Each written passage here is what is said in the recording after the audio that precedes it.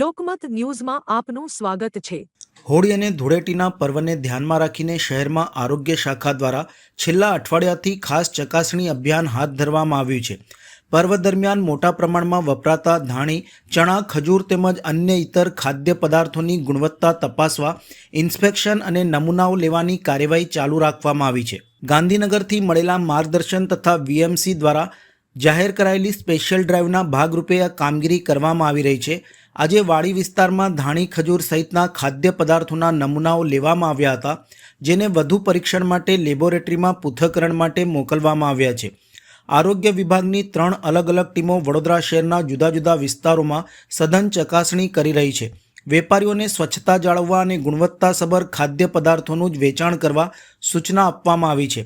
આ અભિયાનનો મુખ્ય હેતુ હોળી ધૂળેટી દરમિયાન નાગરિકોને શુદ્ધ અને સલામત ખાદ્ય પદાર્થો ઉપલબ્ધ થાય તે સુનિશ્ચિત કરવાનો છે। લેબોરેટરી રિપોર્ટ બાદ જરૂરી જણાશે તો નિયમ મુજબ આગળની કાર્યવાહી હાથ ધરાશે તેમ અધિકારી દ્વારા જણાવ્યું હતું। સાથે જ આજની કામગીરી સંદર્ભે માહિતી આપી હતી।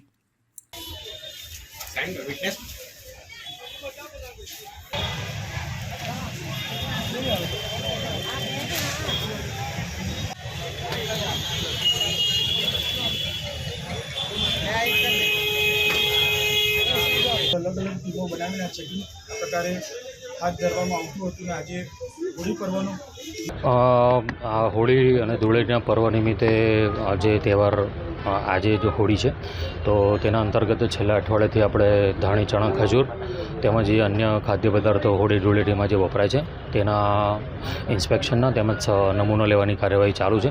તેમજ ગાંધીનગર અને વડોદરા મ્યુનિસિપલ તરફથી જે ડ્રાઈવ પણ આપવામાં આવેલ છે તે અંતર્ગત અમારી કામગીરી છેલ્લા એક વીકથી ચાલુ છે।